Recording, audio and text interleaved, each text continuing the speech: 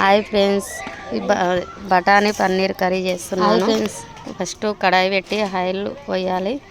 అది వేడెక్కేలోపు పన్నీర్ కట్ చేద్దామని కట్ చేస్తున్నాను. పన్నీర్ ముక్కలు కట్ చేస్తున్నాను. నేను వీడియో పట్టుకున్నాను. మా ఆయనను ప్లీజ్ ఒకసారి కట్ చేయమంటే కట్ చేసిన, అంతే. ఆయన ఏం చేయలేదు. అంతలోపు ఉల్లిగడ్డ, టమాటా, పచ్చిమిర్చి కట్ చేసి పెట్టిన.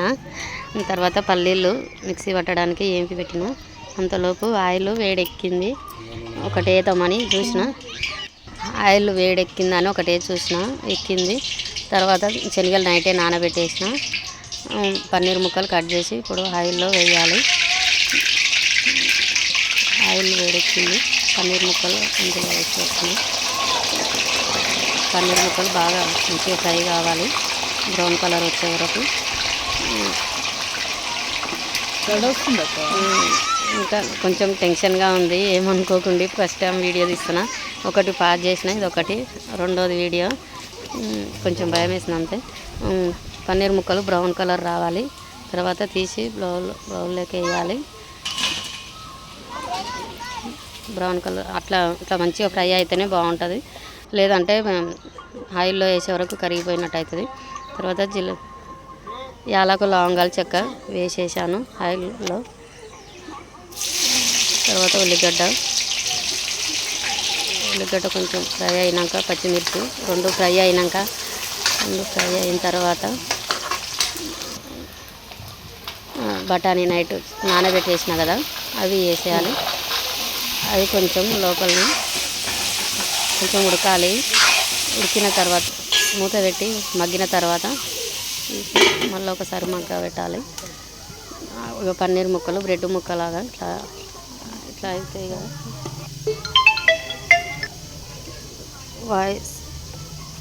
పీసులు బ్రెడ్ ముక్కలాగా ఇట్లా ఒత్తితే, ఇట్లా బ్రెడ్ ముక్కలాగా మెత్తగా అయితే మంచిగా ఉన్నట్టు. తర్వాత శనగలు ఫ్రై అయినట్టు చూద్దాం. ఫ్రై అయిన తర్వాత మళ్ళీ కొద్దిసేపు పెట్టిన. ఇప్పుడు ఫ్రై అయినాయి. తర్వాత ఇది కొంచెం కలిపి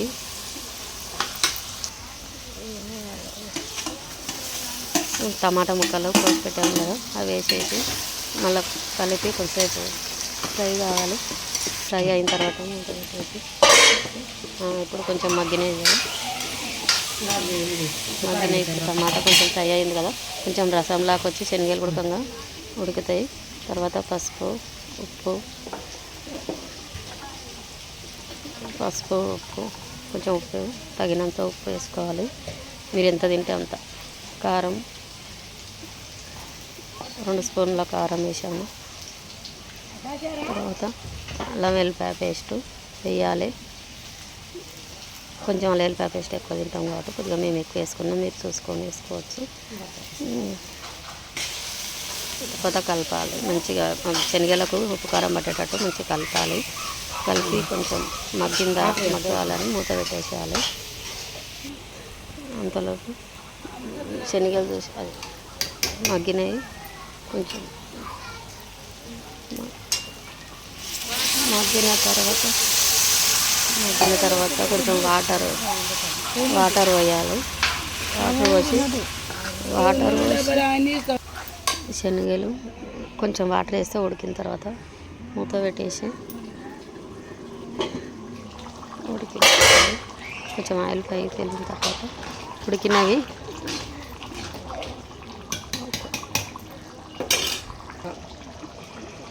ఉడికిన తర్వాత పల్లీల పేస్ట్ కట్టి పెట్టుకున్నాం కదా, అది అందులో వేయాలి. కొంచెం వాటర్ కలిపి మిక్సీ గిన్నెలో పోసేసాము. కొంచెం పోసి కలపాలి బాగా. నీళ్ళు మిక్సీ గిన్నెలో నీళ్ళు పోసాను. ఒకసారి కలబెట్టి మూత పెట్టేస్తే పచ్చి వాసన పోయినాక మగ్గుతుంది. మగ్గిన తర్వాత పన్నీర్ ముక్కలు వేసేయాలి. ఫ్రై చేసి పెట్టినాం కదా, ఆ పన్నీర్ ముక్కలు వేసి కలపాలి. మంచిగా కలిపి మూత పెట్టేసి కొంచెం ఆయిల్ పైకి వస్తుంది. మూత పెట్టేస్తే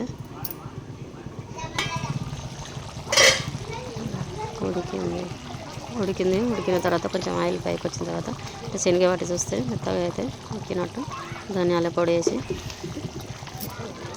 కర్రీ అయితే కంప్లీట్ అయింది ఫ్రెండ్స్. మాది YouTube channel R Parvathi 612 subscribe చేయండి, లైక్ చేయండి, షేర్ చేయండి. బాయ్ అండి. థ్యాంక్ యూ అండి. చూసిన వాళ్ళందరికీ థ్యాంక్స్.